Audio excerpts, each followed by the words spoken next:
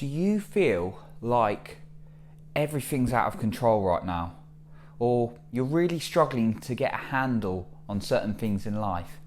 There's just too much going on out of your control. Whether that's relationships, whether that's work, or whether that's the news in general. Today what I'm going to go through is how you can look at your life and look at it in a point where you feel like you've got more control again. Welcome back to my channel, The Self-Esteem and Confidence Mindset, with me, Jonny Pardoe, here to help you boost your self-esteem and confidence. If you want a range of videos on self-esteem and confidence advice, then be sure to subscribe to my channel, where I release a new video every Tuesday and Thursday. I've decided to make this video today because it's a reoccurring kind of theme that's been popping up between coaching clients I've had, people who are reaching out and asking me questions, and just generally things that I'm hearing a lot of, even from my close friends and families. And it's something I've struggled with in the past, but bizarrely enough, since this year, I've not struggled with it as much because of the change in my mindset. And I've noticed that people are tending to worry about things completely outside of their control. And I used to be the same. And now and then, on the rare occasion, I can catch myself doing it.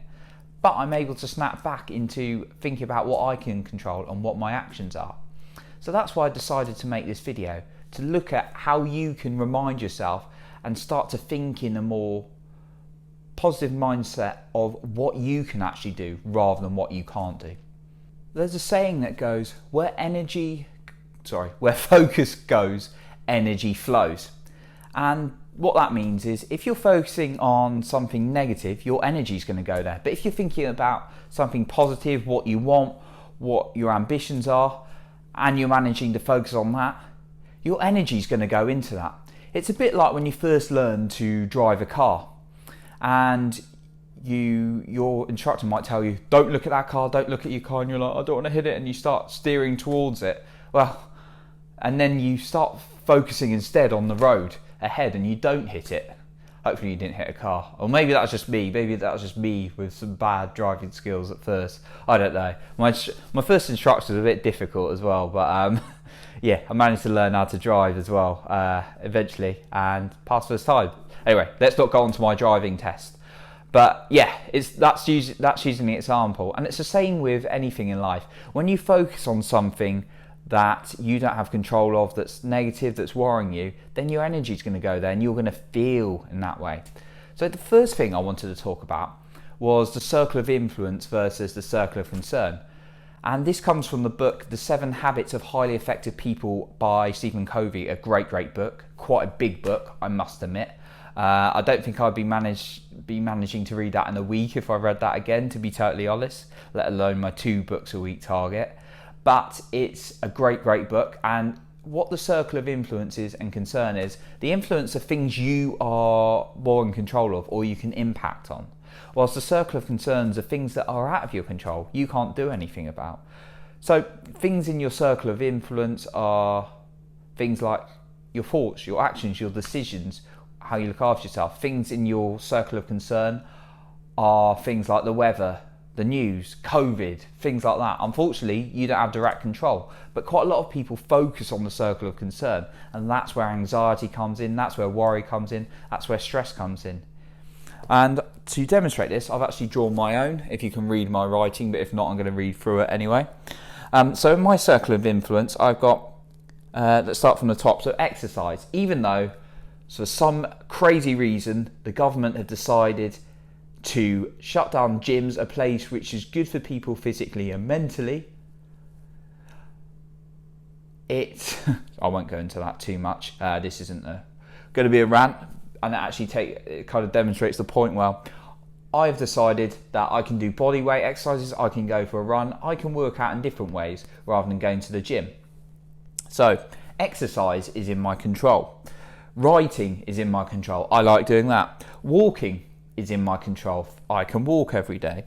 Reading is in my control. I like doing that. And I've just listed things in my control that I enjoy doing that make me feel good, that kind of get me closer towards my goals. Music, listening to good music is in my control. The choice of music you listen to is in your control. Zooming and phoning people and maybe seeing the odd person. I'm not quite sure on the rules in the new lockdown, but I think it's just one person. But speaking to people is in my control. What is not in my control? The weather is not in my control. Believe it or not, I don't click a switch that changes the weather.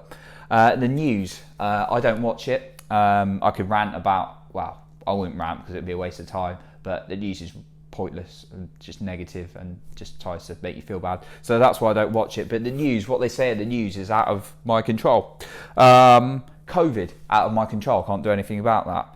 People's opinions, I can't control that. I can be myself and put myself out in the world, but what people think about me is out of my control. So what I want you to think about is, what are the challenges in your life? What is in your circle of influence? Draw up your own board. What can you do? What are you in control of and what are you not? And then when you've drawn that, think about reminding yourself of it every day. Perhaps draw it up and look at it every single day. So that's my first suggestion. Draw up your own circle of influence and your circle of concern. My second point is about setting your goals. So what I mean by that is focus on having yearly goals, monthly goals, weekly goals if you like, but just setting perhaps to start off with weekly goals where you want to get to, and make sure your goals are more things you can achieve, what you're in control of. So you want to finish reading that book by the end of the week, you want to finish that chapter you're writing, you want to go out and go for 3 runs by the end of the week. Just focus on that, because when we start focusing on what we want, what we're trying to achieve, that takes our focus off the external world a little bit more. So that's my next tip. Start setting goals towards what you want and where you want to be and what you're directly in control of, because that will help your focus go to the positive and think about the things you are in control of a little bit more. My question for you today is, what do you do to feel more in control of yourself? What kind of activities do you do? Just leave your suggestions in the comments below. And my final point is inspirational stories that are out there. There are plenty of examples of inspirational people out there who have focused on what they can control rather than their difficult circumstances. Now, it's quite useful as a habit to remind yourself of these kind of people and look at their stories. So some examples I want to give are Oprah Winfrey had a really difficult start to her life, some real trauma there. But yet look at her, she's an icon, she's an idol, she's an amazing woman. And she looked at what she could do, and little by little she built up to the person she is now. Sylvester Stallone, I only truly heard, I'd heard of him for years, but I only truly heard about his story probably a few months ago when I was listening to a Tony Robbins UPW, and then I went on UPW the other day. If I haven't mentioned it 500 times on my social media already. But yeah, I went on UPW, and then anyway, I heard Sylvester Stallone's story about how many times he got rejected as an actor because he wasn't what they thought of a standard actor in Hollywood at those times. So he kept going, thinking, what am I in control of? I can go out and do some more auditions. And he kept getting rejected. So then he started to think, okay, that's not working. What can I do now? And then he started to write his own film script of Rocky. And he wrote it, and then he started trying to give it to filmmakers. And loads of them said, oh, this is good, but we don't want you to be in it. So he tried and tried and tried again until eventually someone said, yes, you're allowed to star in your film. So that just goes to show that he focused on what he could control. He didn't go, oh, someone else says I'm not good enough. Oh, this is rubbish. Oh, hopeless. Oh, I give up, by focusing on what he couldn't control, because he had done what he could. He had gone out, he had changed his approach, he had tried different things, and he came from a circle of influence. So that's a good example. And then the final one is there's plenty of different examples of people who have had severe setbacks from losing limbs or just when they were born. And they've got this mindset that they're doing so many more things in life that they thought would be possible. just because of their mindset and how they love life. They're focusing on what they can do. They're focusing on gratitude. They're focusing on the people they hang out with, what they're listening to, what they consume day in, day out. People who have severe setbacks, there's plenty of examples, and I won't go into them. But that's different, and it's, you know, people worrying about, oh, this is all going wrong, life's happening to me. That's a great quote as well. Life's happening for me rather than to me. Because when we think like that, we're able to think, okay, what can we do now with life a little bit more? And when we come from a place of that, focusing on what we can do, what actions we can take, even if we're in a difficult place, what small actions we can take, that's when we start to feel more in control of our life. Okay, so today we've gone over the circle of influence versus the circle of concern. We've gone over goal setting a little bit, and we've gone over the use of some inspirational stories to think about how you can be in control of your life a little bit more.